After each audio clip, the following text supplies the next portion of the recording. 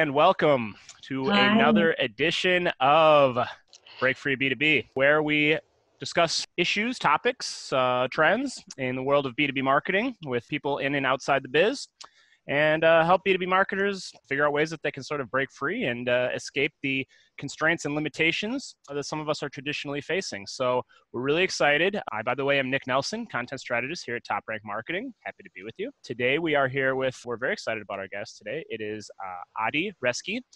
She is the Chief Marketing Officer at Provenir.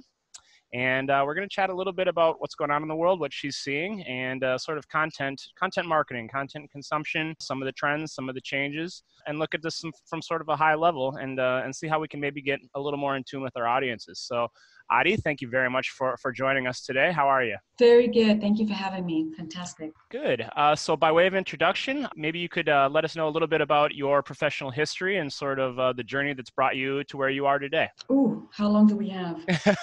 Bite-sized, recap is fine. Cool. So always been in FinTech, always been in marketing. FinTech used to be, maybe 20 years ago, very kind of, everybody's in suit. I was the only woman in the room always. It has changed a lot. It's becoming more of, cool and hip place to be in. You can wear sneakers and, a ripped t-shirt and good to go. And the most important thing, I'm not the only woman in the room, or we're getting there at least, is I'm based in Boston, but my accent is kind of a combination. I'm Israeli who lived in London for a few years, moved to Boston in 2008, and I'm here to stay, I think. Good. So Provenir is in the financial space. Why don't you tell us a little bit about what the company does and sort of the general marketing philosophy that you're overseeing there? Absolutely. So we help financial institutions, again, whether it's large banks or small fintech companies or auto financing companies, to make decision on a loan or credit in under a second. The way we do that is we have this kind of brain, decisioning brain that is connected to data sources, structured and unstructured, data models, your own internal data, and help you and take all that and spit out a yes or no in under a second. And that's how we help lenders convert really quickly and keep their customers happy. Cool. So what sort of techniques and methods are you all using to build awareness and sort of, get some notice and engagement in the market? Sure. So, when you work with fintechs like that, when you work with companies who are trying to disrupt the market, who are trying to be more quick, who are trying to offer digital services, if you think about it, PayPal is not a startup anymore, but if you think about the way we pay today, the way we interact with our lenders, it's getting better and better. It's getting more digital.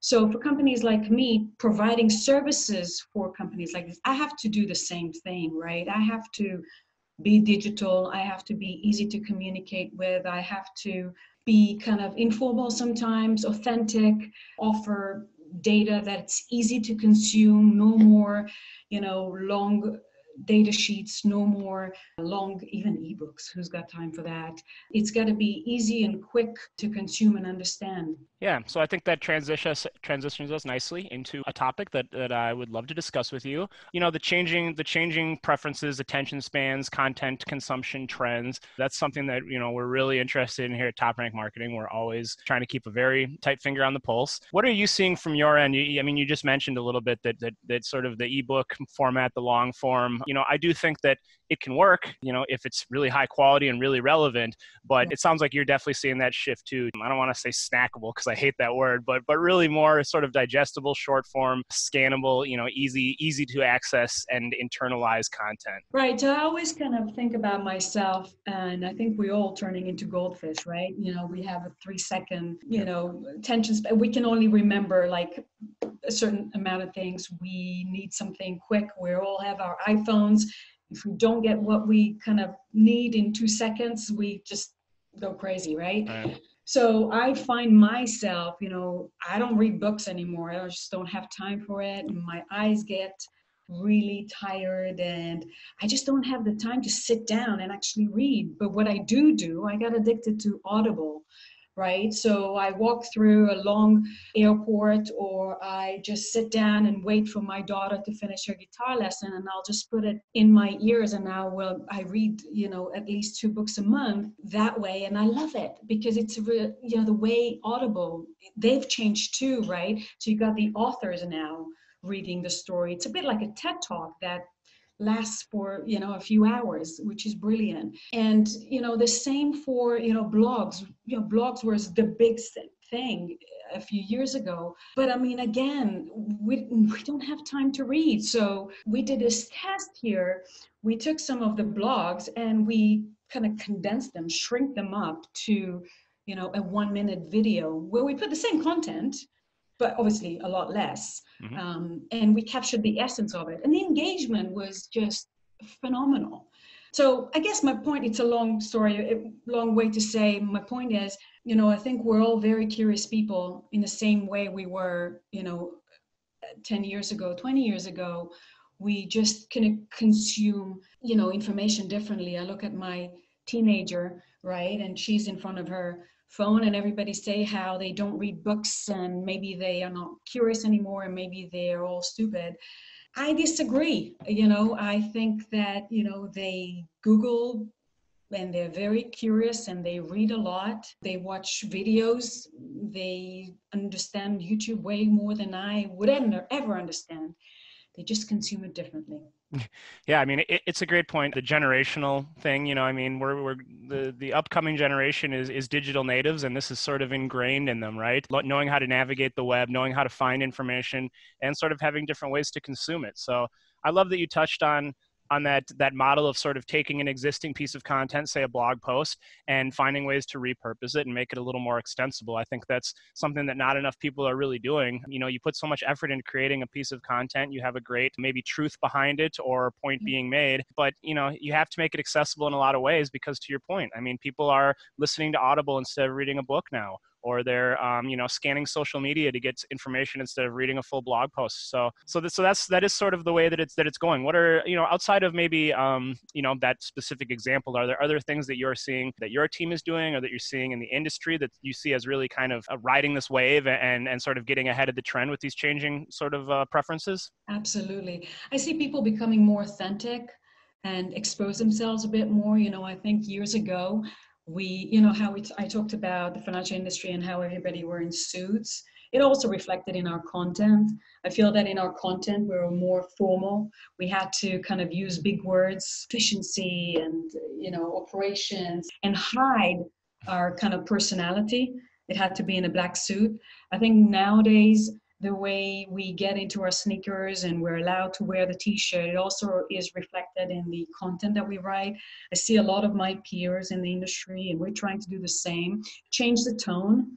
They don't mind talking about their kids on LinkedIn. They don't mind, exposing some weak points in their personality or things that they are working on or struggling with. And it doesn't make them less professional, less knowledgeable.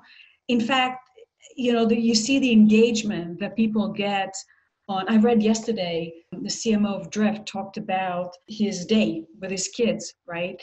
And, you weren't allowed to do that a few years ago, but the engagement, I think he got like 500 comments, and that was a beautiful thing. I got kids. I'd love to speak about them and the struggles and the difficulty. And what it does is it exposes the company from the inside as well. It shows off the character of the company, because people at the end of the day, they buy from other people. They don't buy from a company. They buy from, people. They buy from people they like, people like them. And I think that's really important. So it's not just, the way you serve the content in terms of, video, audio, short snippets, but also the tone of it, the authenticity of it, just exposing yourself as a human being, and I think it's phenomenal. Yeah, those are all really excellent points. That's something that I try to preach a lot, I think authenticity, being genuine, being yourself, it's okay to show some vulnerabilities. And like you said, some weaknesses, like we are all human beings. And I think that people do relate to that. And really it comes down to people want to do business with, as you said, people and companies that they relate to. So I think that extends to sort of brand voice as well. I always encourage, it's good for companies to be transparent and not run away from the fact that maybe they're not perfect. They make mistakes, they learn from them. Their product, it has certain maybe weaknesses. It's not for everyone. Don't run away from that. Don't try to be everything to everybody. So those are both, definitely, I think along the same lines. I think, having that authenticity is so critical today. Yeah.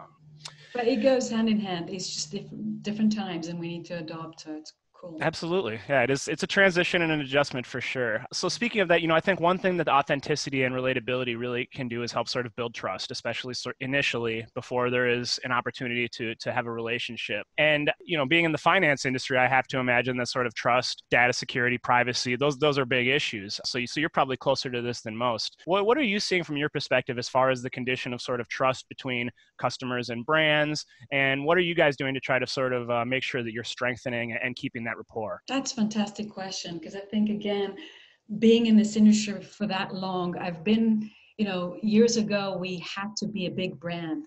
Years ago, to get, this into this business. Years ago, the saying was, nobody's going to lose their job by choosing IBM, right? It Right. was a kind of, if you were a big brand, you were safe. Right. And the financial institution had an immediate trust in you, and easy peasy. But if you were a small brand, then it was really difficult to get in. They wouldn't trust you. You're just small. Maybe you'll disappear tomorrow.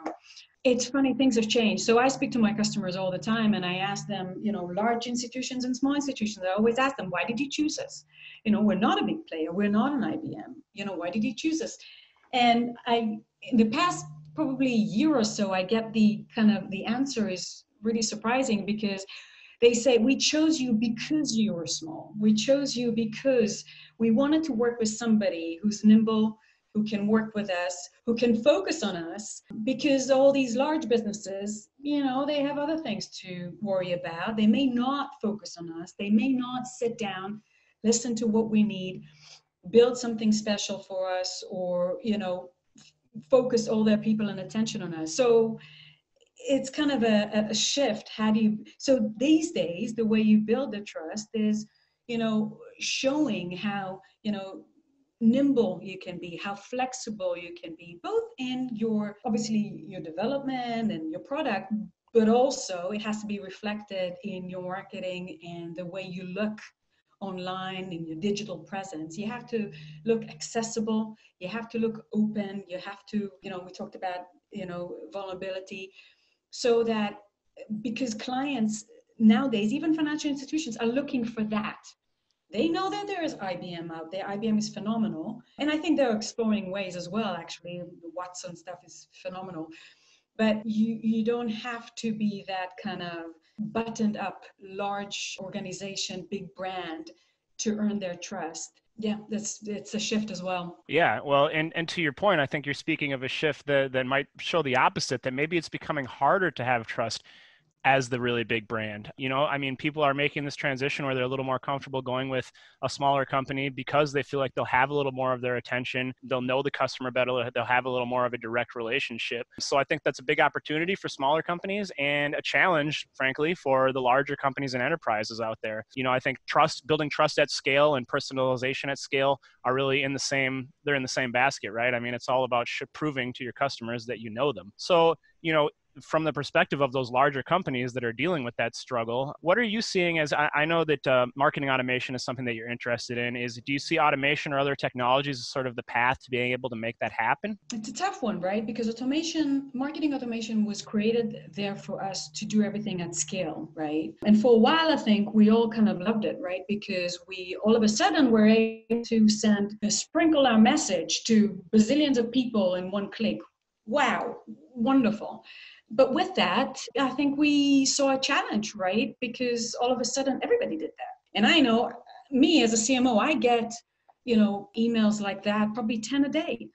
I can't read them. It's impossible. I just ignore it, or I opt out, or something. And I think me as well as other companies in this space are looking for ways to, send less of these emails, focus more on the right content, segment to death. If at the beginning it was like, okay, let's segment all the banks. Can we segment them by country? Can we segment them by their business line? Can we segment them by the role? There's more and more and more segmentation that needs to get done, up to the point where it almost, we don't send a lot of big emails. Maybe when we launch a new feature, a new product that makes sense for us, but we try to, engage with our customers for inbound. And if it's outbound, it needs to be very, very specific, very, very tailored to get engagement. Yeah. I like that point about segmenting to death, because, that's something that I try to get across, is that personalization doesn't necessarily mean you're talking directly to one person, plugging in their name field or whatever like that. It really just means you're talking to them in a way that is tailored to their context, right? So the more sort of specific and granular you can get with that segmentation and drill it down to a very certain persona or, industry profile, the better resonance you're going to get, of course. So in addition to sort of building trust with customers, one thing that we've been talking about a lot lately here is building trust internally as marketers, because I think that, if you don't have those tight bonds and trusting relationships in your company, it's going to project outwards, right? So you being a leader of a team and being someone who, as CMO, you're interfacing, I'm sure, with the other leadership of the company. What are sort of your strategies for making sure that you can have that trust, across departments, across leadership, and with your team? Numbers, numbers, numbers. Yep. So again, been around for a long time, and marketeers, were used to be the first one, when the quota hasn't been met, we didn't make our quota or something happened like that on the sales side, the marketing were the first people out the door. Why? Because we couldn't really show any numbers. We spend all that money on an event, or we spend all that money on a beautiful site. What did it do for us? What did we get back for nothing. Nobody knows really. I mean, there's anecdotes here and there, but we don't really know. So over the years, they created all these beautiful, technologies that help us measure that. And it's up to us to create the KPIs and show the bottom line. So my strategy from day one was to show the bottom line. So we spent X, and therefore, as a result, we had, Y inbound leads that turned into whatever converted and whatever one closed one, right? And with that, obviously you have other KPIs for, rule optimization. We want to look at bounce rate. We want to look at engagement. We want to look at social. There's a lot of other KPIs, but the bottom line, you want to, show that. So with management, the way I grew my team is I was able to show the numbers and how they grow. And with that, I got more investment, and I was able to show more and more and more. The relationship with the sales guys and with, the other teams is, in my mind, about giving. I think sales and marketing is always kind of difficult, right? There's always somewhat in some of the organization, not in Proven Air, some of the other organization I work with, there's a bit of a competition. And I wanted to break that. I think that first of all, we need to give. So I understand what sales people need. They need tools. They need client stories. They need, competition. They need content. They need to be able to tell a reliable story.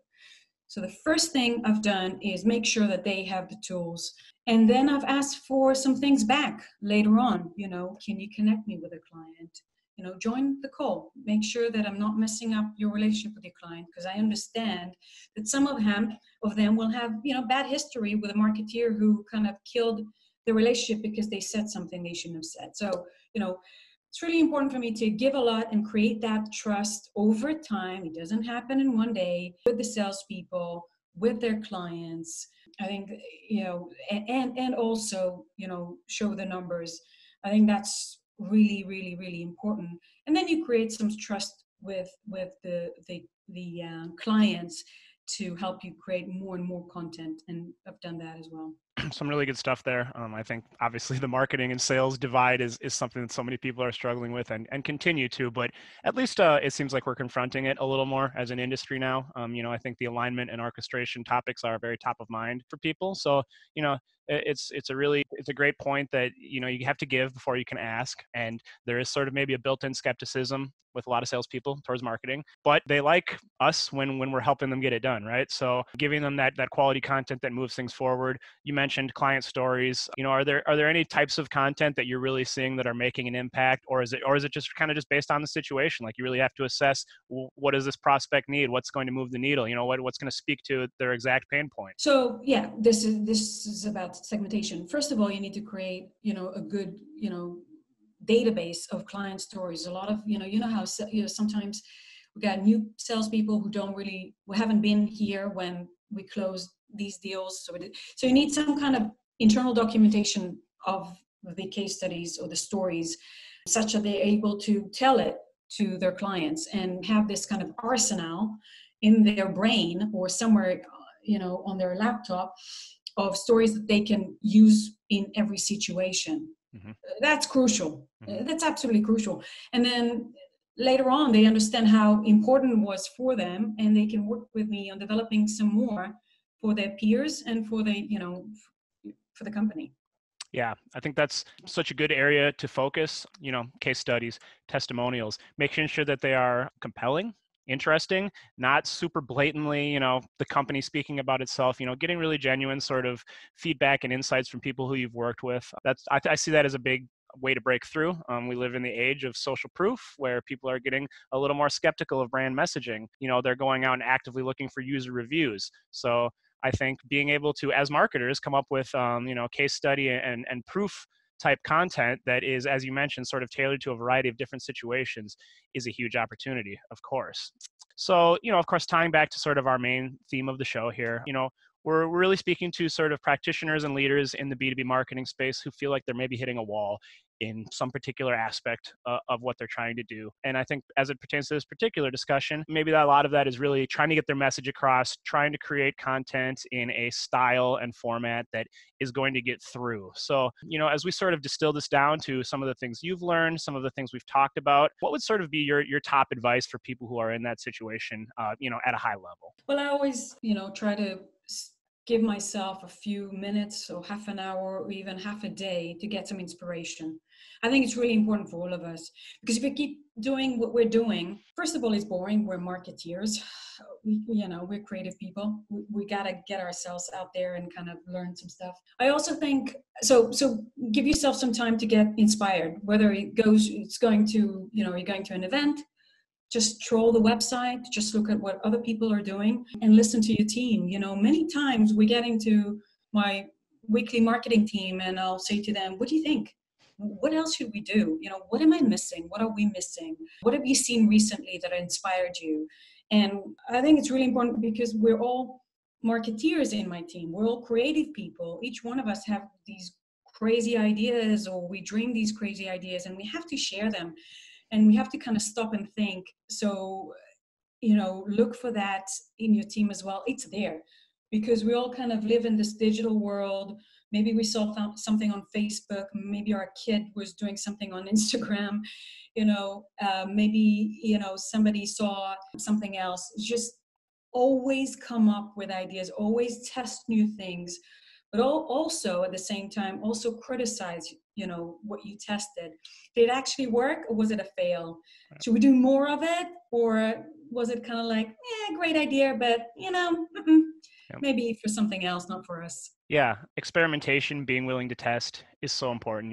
The classic example is, if you would have asked customers before the automobile was invented how they wanted to get somewhere faster, they would have asked for a faster horse, right? But it's tough to balance that. I think, is sort of a pain that a lot of people are feeling because, as you mentioned earlier, we have to show those results. We have to have those numbers so we can build that trust and credibility across the organization. So how do you balance sort of having that innovative mindset, being willing to experiment and test, but also sticking to what you know works, making sure that you're keeping things moving forward? Is it about sort of maybe setting aside a certain percentage of your effort and resources and capping that to ensure that you're sort of keeping things focused where they need to be? Absolutely. So I set aside, I don't know, maybe 10, 20% of time or resource. It doesn't have to be money. Most time is the most expensive thing, right? Right. To experiment. And maybe it's me, I'm an idiot, but I don't mind sharing with my management. Look, we tested that. That didn't really work. We tested the other thing that worked really well. So, you got to be honest and, understand that in order to get better and better, even our development team, everybody has to experiment a little bit and understand that every now and then you're going to make some mistakes. Yeah, don't spend all your money on it. That will be silly, but put some percentage of your time and money into some sort of experimentation, because some of them will be phenomenal. Some of them will be, I mean, the nature of experimentation is that most things you try will probably fail. I mean, that's something you have to acknowledge right up front. And a lot of what the value you get out of it is what you learn from the experience, right? Because even if the particular experiment does not achieve what you're looking for or your hypothesis, you might very well learn something from it that sort of can shape your efforts going forward. Great. Well, okay, this has been a great chat. The time has flown by. Adi, if people want to get a hold of you, maybe get in touch and learn a little more from you or connect, what would be the best way for them to go ahead and do that? LinkedIn all the way. Okay. That's Adi, ADI on LinkedIn. And of course, that's Provenir is the company. You should have no trouble finding her. So Yep. go ahead and connect if you like what she's got to say here. We really appreciate you coming on the show. Any sort of final takeaways or thoughts that you'd like to share before we sign off here for the day? I don't know. I really enjoyed it. I think all of us should be bolder, more authentic, more vulnerable, more confident. And I just can't wait. I mean, the next 10 years are going to be, in this probably more, very, very exciting and very different. Could not agree more on all fronts. So thank you for helping us break free today, Adi. And everyone listening, we appreciate it. Feel free to reach out if you have any questions or comments. And we'll see you all again soon. I'm Nick Nelson, TopRank Marketing, signing off. Thank you.